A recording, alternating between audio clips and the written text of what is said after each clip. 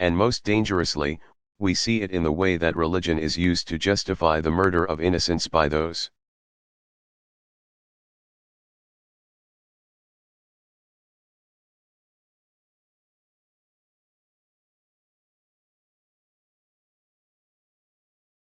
who have distorted and defiled the great religion of Islam, and who attacked my country from Afghanistan.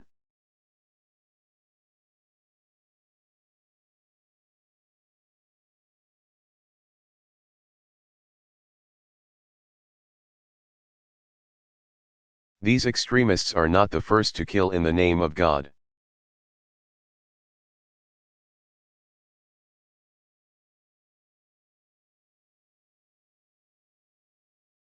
The cruelties of the Crusades are amply recorded.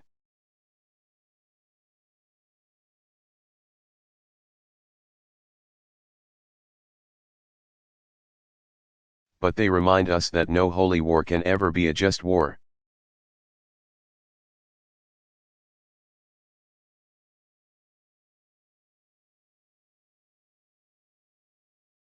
For if you truly believe that you are carrying out divine will, then there is no need for restraint, no need to spare the pregnant mother.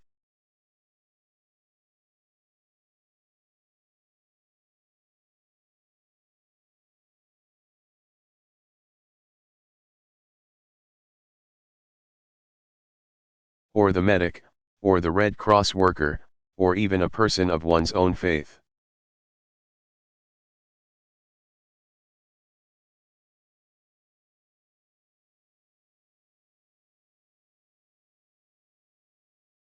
Such a warped view of religion is not just incompatible with the concept of peace.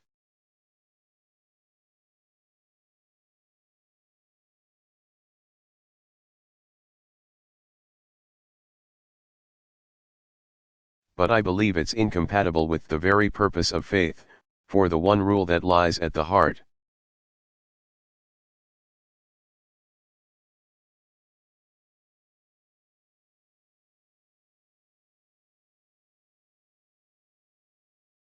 Of every major religion is that we do unto others as we would have them do unto us.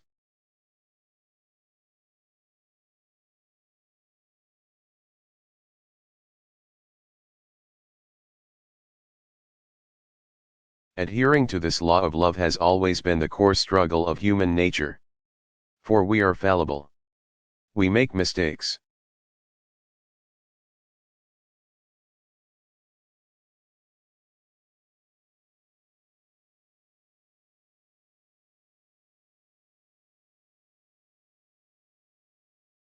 And fall victim to the temptations of pride and power and sometimes evil.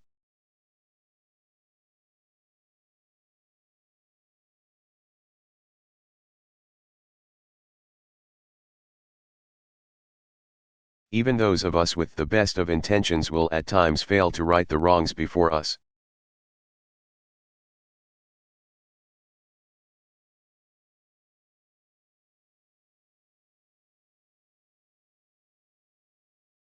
But we do not have to think that human nature is perfect, for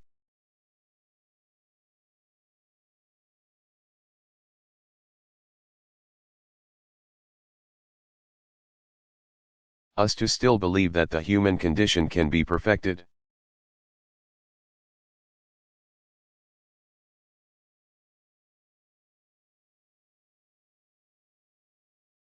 We do not have to live in an idealized world to still reach for those ideals that will make it a better place.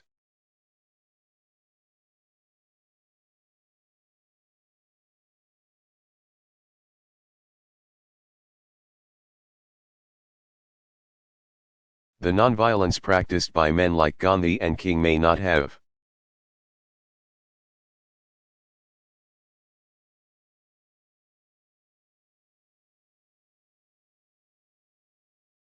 been practical or possible in every circumstance, but the love that they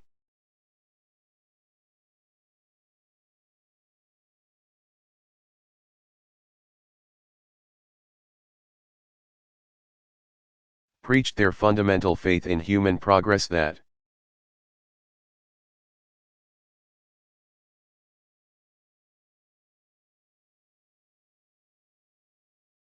must always be the North Star that guides us on our journey.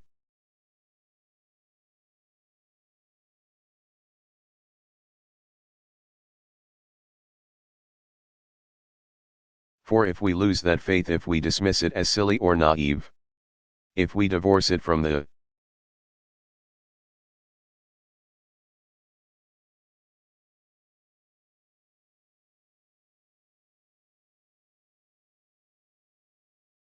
decisions that we make on issues of war and peace, then we lose what's best about humanity.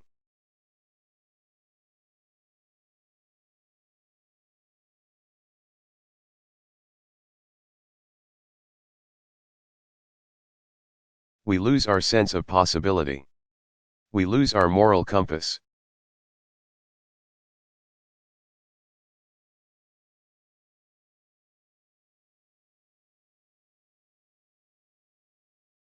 Like generations have before us, we must reject that future.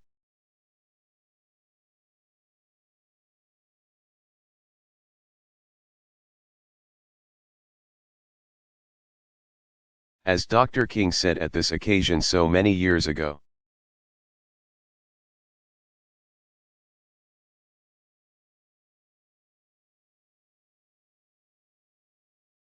I refuse to accept despair as the final response to the ambiguities of history.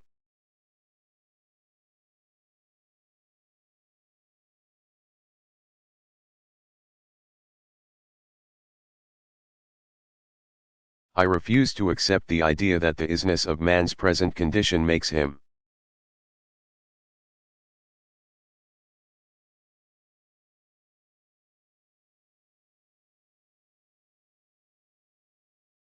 morally incapable of reaching up for the eternal oughtness that forever confronts him.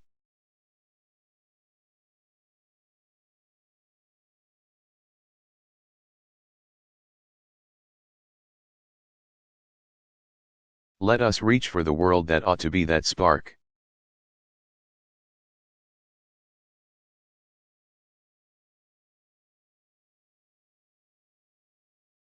Of the divine that still stirs within each of our souls.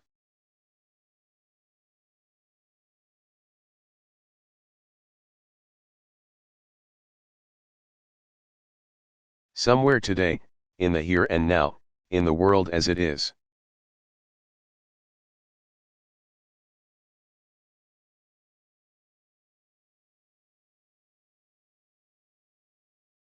A soldier sees he's outgunned, but stands firm to keep the peace.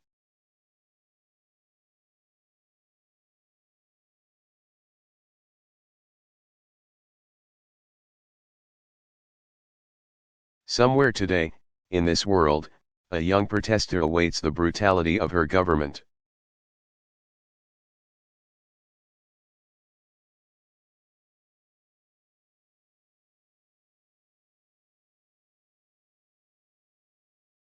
But has the courage to march on.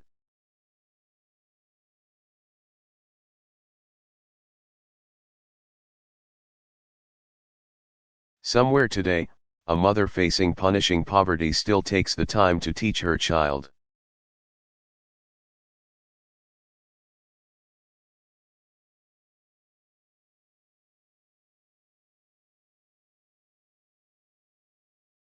Scrapes together what few coins she has to send that child to school.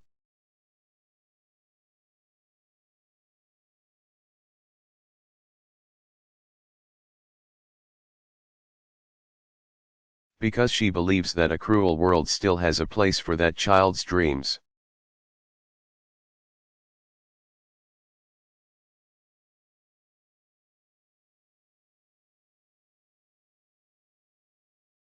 Let us live by their example.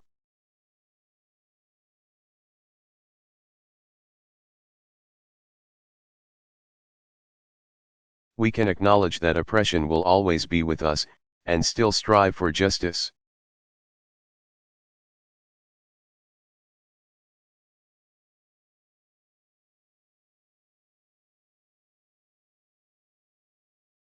We can admit the intractability of deprivation, and still strive for dignity.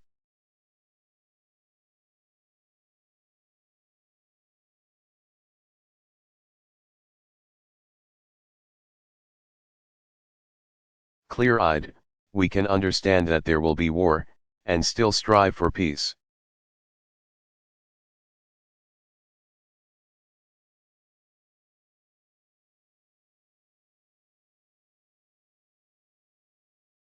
We can do that, for that is the story of human progress. That's the hope of all the world. And at this moment of challenge,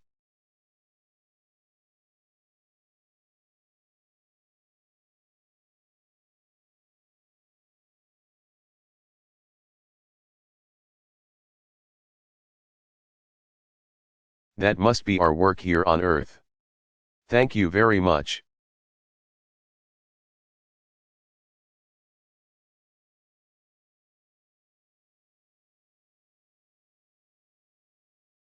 Barack Obama.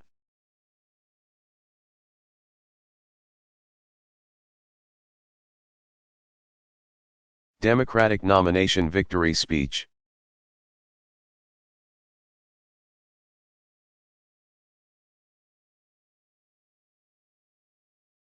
Delivered June 3, 2008, St.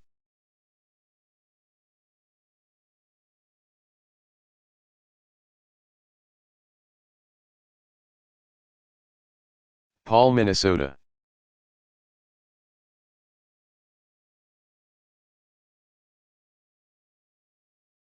Thank you.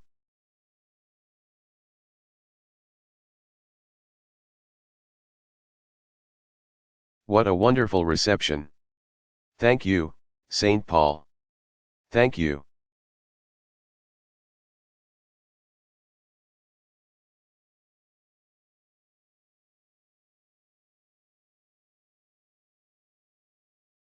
Minnesota. Thank you, Joanne Syverson, for the wonderful introduction.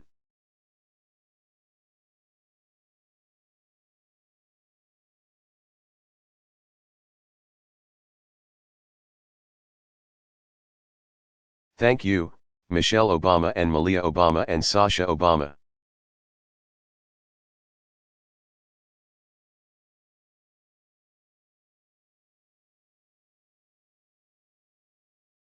Thank you to my brothers and sisters. Thank you to my staff. Thank you to our volunteers.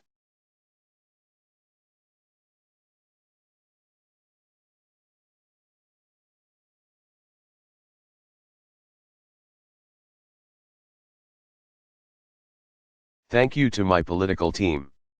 Thank you to our campaign manager, David Plouffe.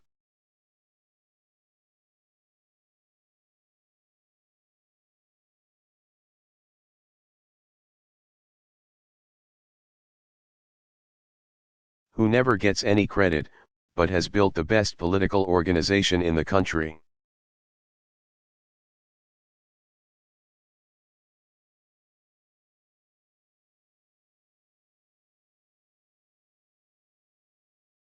Thank you to my grandmother, who helped raise me, and is sitting in Hawaii somewhere right now because she can't travel.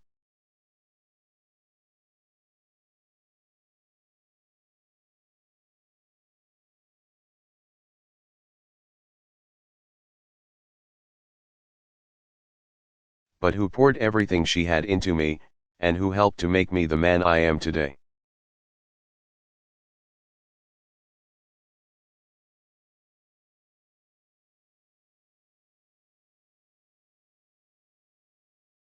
Tonight is for her.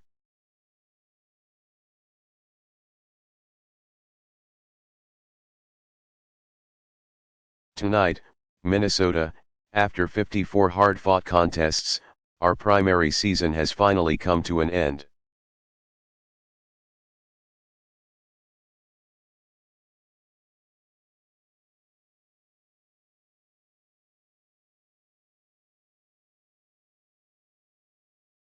"16 months have passed since we first stood together on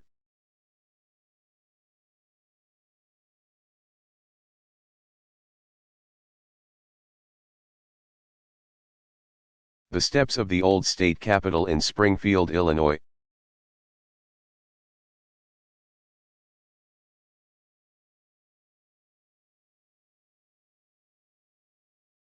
Thousands of miles have been traveled. Millions of voices have been heard.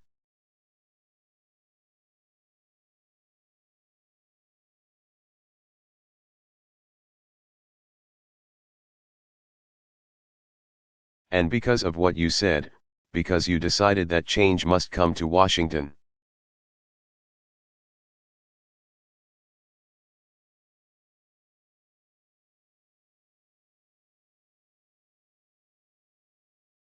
Because you believed that this year must be different than all the rest, because you chose to listen not to your doubts or your fears.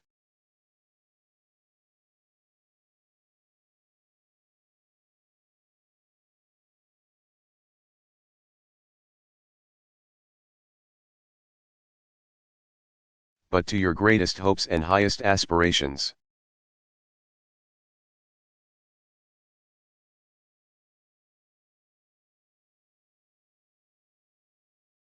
Tonight we mark the end of one historic journey with the beginning of another, a journey that will bring a new and better day to America.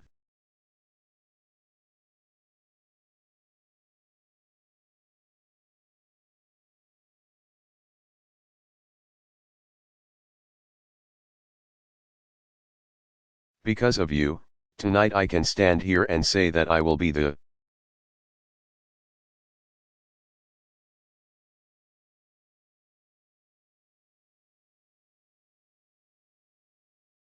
Democratic nominee for the President of the United States of America.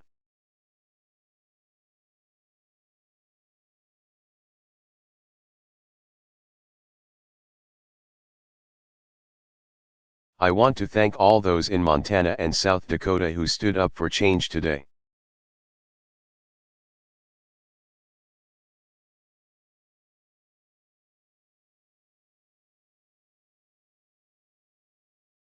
I want to thank every American who stood with us over the course of this campaign.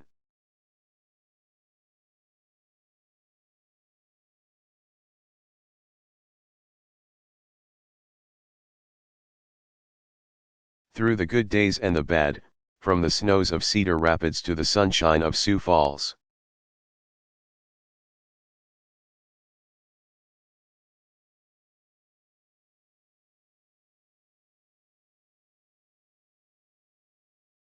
And, tonight, I also want to thank the men and women who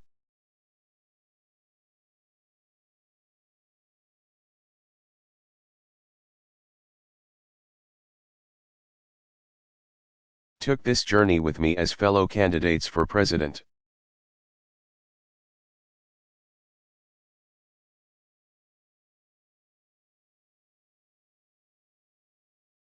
At this defining moment for our nation, we should be proud that our party put forth one of the most talented,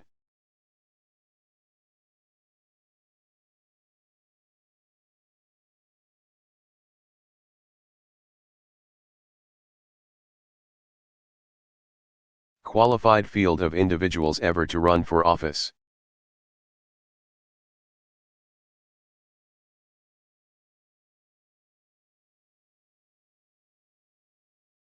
I have not just competed with them as rivals.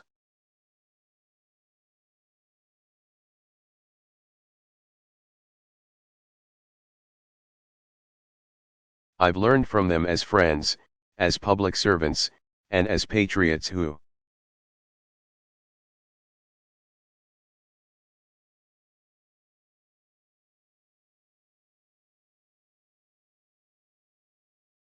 love America and are willing to work tirelessly to make this country better.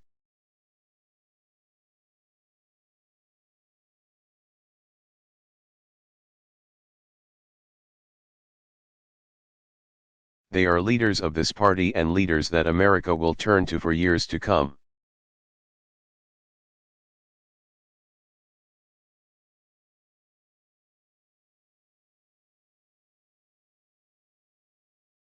And that is particularly true for the candidate who has traveled further on this journey than anyone else.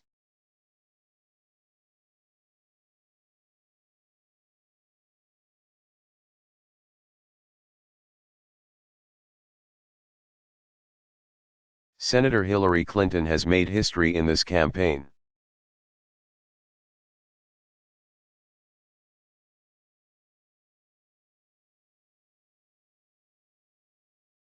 She has made history not just because she's a woman who has done what no woman has done before.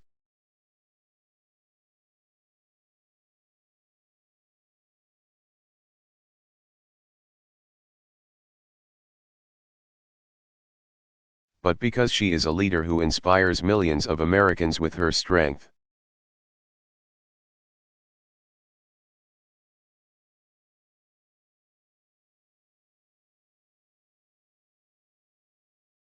Her courage, and her commitment to the causes that brought us here tonight.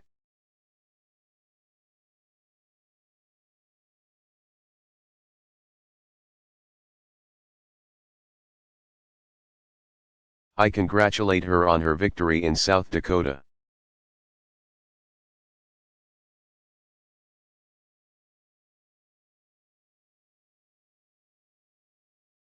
And I congratulate her on the race that she has run throughout this contest.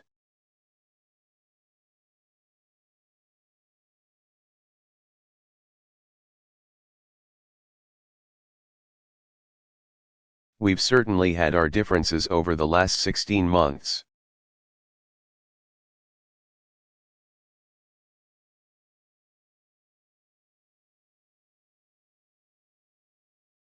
But as someone who's shared a stage with her many times, I can tell you that what gets Hillary.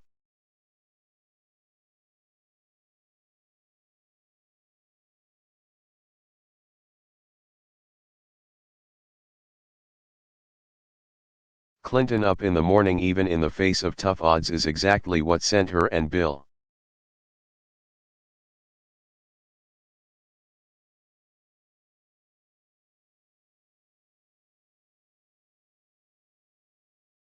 Clinton to sign up for their first campaign in Texas all those years ago.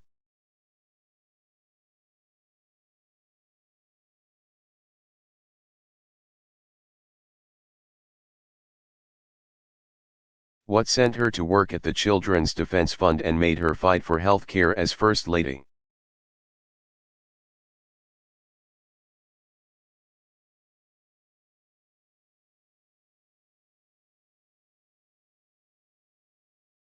What led her to the United States Senate and fueled her barrier-breaking campaign for the presidency.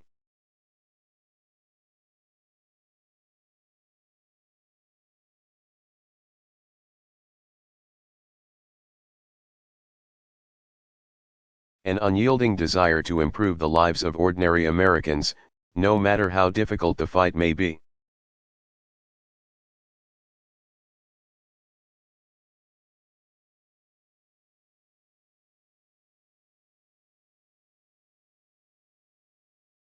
And you can rest assured that when we finally win the battle for universal health care,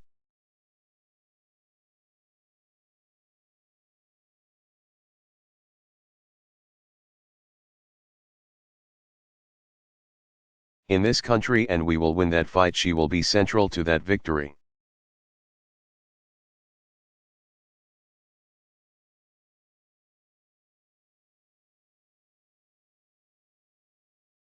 When we transform our energy policy and lift our children out of poverty.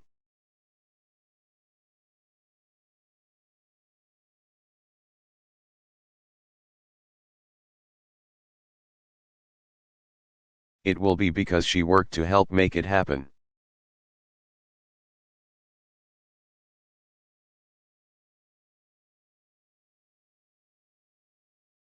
Our party and our country are better off because of her.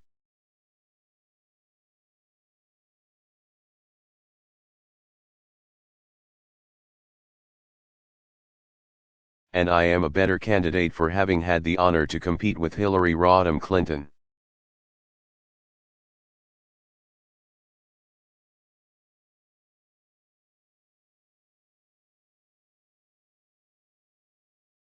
There are those who say that this primary has somehow left us weaker and more divided.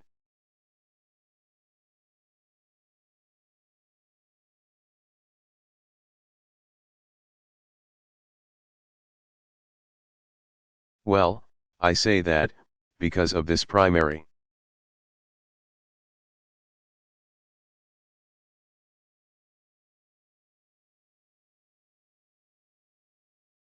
There are millions of Americans who've cast their ballot for the very first time.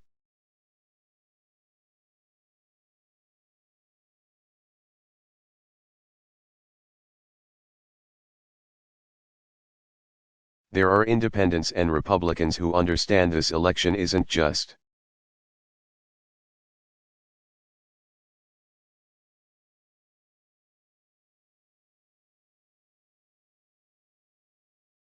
about a change of party in Washington, but also about the need to change Washington.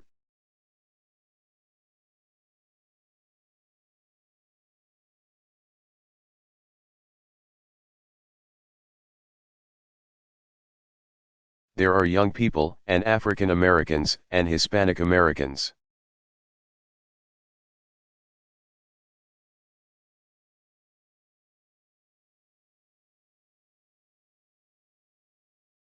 And women of all ages who have voted in numbers that have broken records and inspired a nation.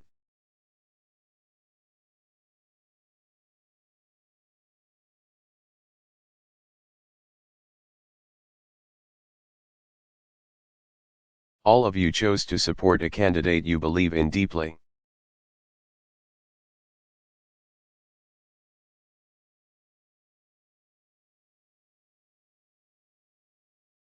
But at the end of the day, we aren't the reason you came out and waited in lines that stretched block.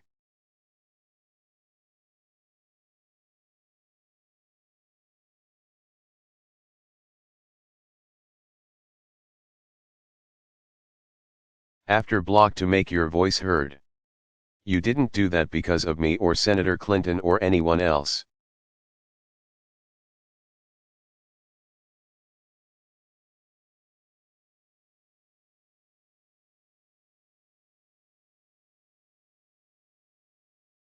You did it because you know in your hearts that at this moment,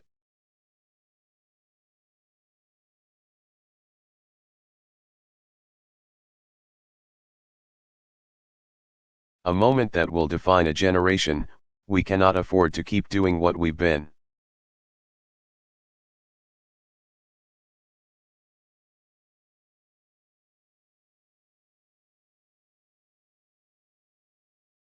Doing. We owe our children a better future. We owe our country a better future.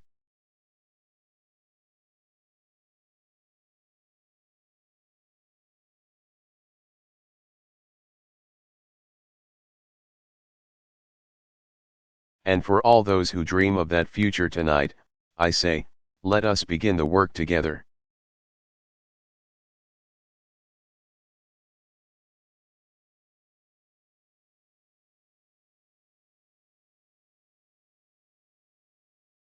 Let us unite in common effort to chart a new course for America.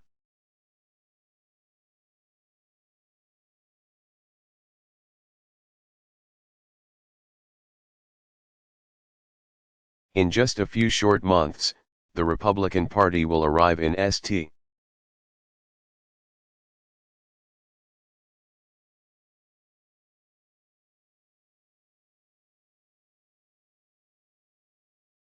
Paul with a very different agenda. They will come here to nominate John McCain.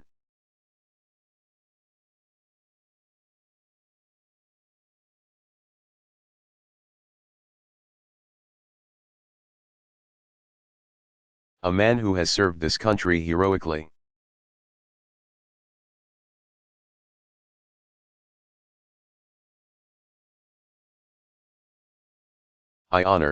We honor the service of John McCain.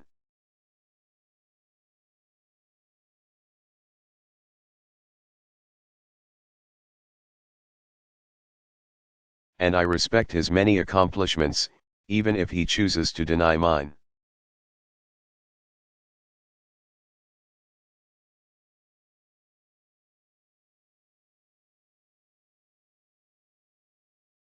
My differences with him are not personal.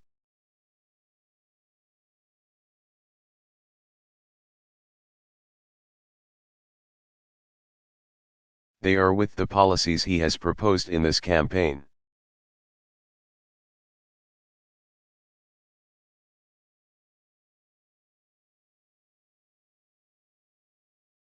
Because while John McCain can legitimately tout moments of independence from his party in the past,